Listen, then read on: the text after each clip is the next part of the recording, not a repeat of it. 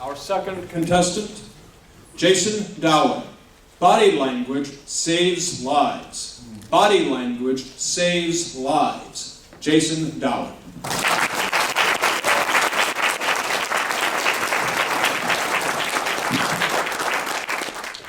Ladies and gentlemen, this aircraft is equipped with 6 emergency exits, 2 at the rear of the cabin, 2 at the front of the cabin, and 1 over either wing.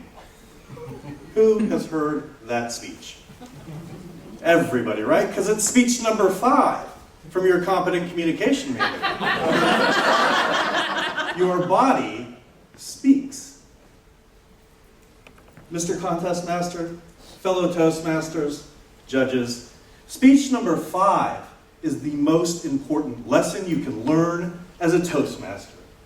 Because lesson number 5, your body speaks, can save lives.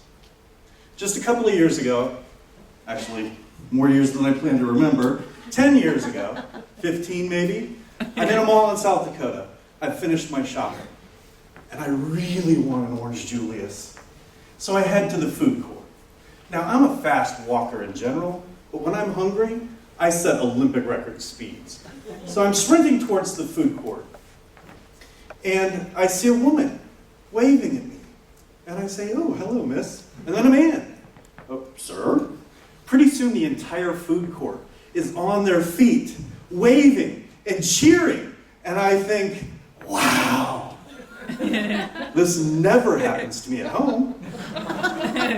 I have a fan club. Imagine you're sitting in a mall, you're in the food court, you've got your Orange Julius or your chocolate shake, your cheeseburger, you're enjoying your day, and you see this literally running towards you. But you know something that guy doesn't know. You know that recently the mall, in order to contain noise, has built this huge glass wall around the food court.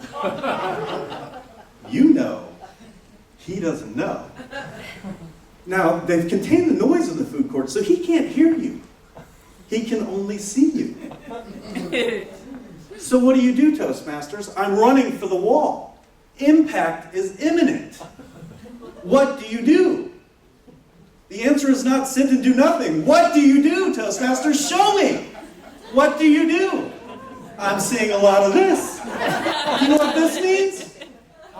Hello. It does not mean don't run into the wall. Well, that's exactly what I got from my crowd in the food court. Hello, come into the wall. Bam!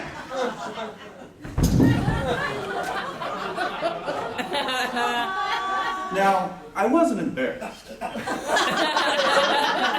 I wasn't. Because it's not my job in this scenario to communicate. It's your job. Right? And how many of you sat, hands folded, waiting to laugh when I ran into that wall? Yes, the sadists, raise your hands.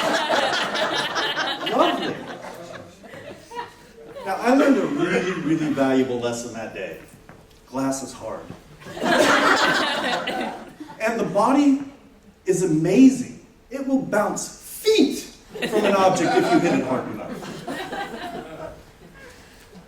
And most importantly, I learned this. You must enunciate when you use body language. It isn't just for the spoken word. This does not mean this or this. People put them together. Stop, don't. Stop, don't. Enunciate. A couple of years later, I'm at that same mall. I'm sitting in the food court. I'm enjoying an Orange Julius, safely behind that glass wall, and I hear a commotion start. And I look up to see this tall, beautiful, blonde woman. She's about to break my speed record right into that wall. And I think, oh my gosh, no, stop! Oh great, I'm one of the idiots. Now that didn't work last time. I've got to do something different. I need to do something now. And I sprung up and I slammed that wall. Boom! And she stops, dead in her tracks.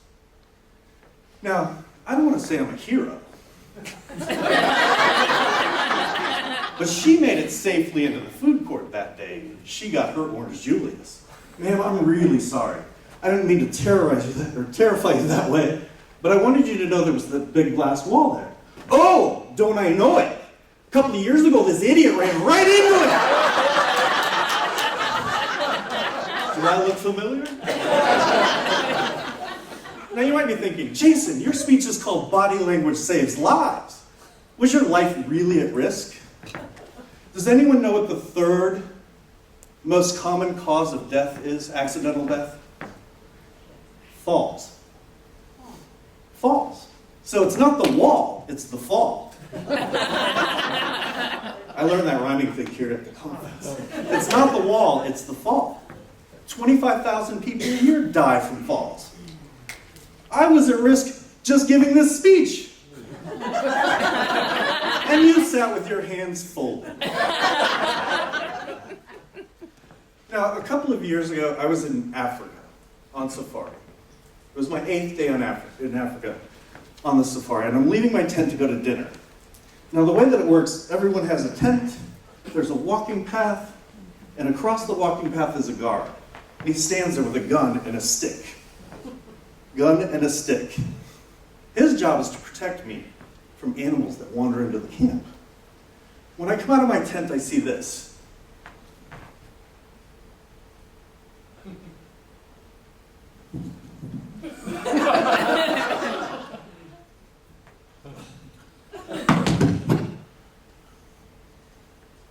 Now, I didn't understand all of that right away.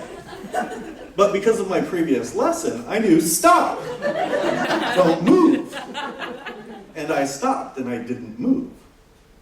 Now, the rest of his story is interesting, but I didn't wait because I didn't get this piece. I peeked. Next to my tent, not 1, not 2, but 7 full-grown African elephants. Elephants. 80,000 pounds of elephants had snuck up on me. 80,000 pounds of anything should not be able to sneak up on you. But I stopped. I listened. Now, if you're interested, he was telling me, stop. Don't move. Over there, there's an elephant. Don't look. You'll be shocked. You'll have a heart attack. Go back in your tent and be safe. Fortunately, he enunciated and I listened. Mr. Contest Master?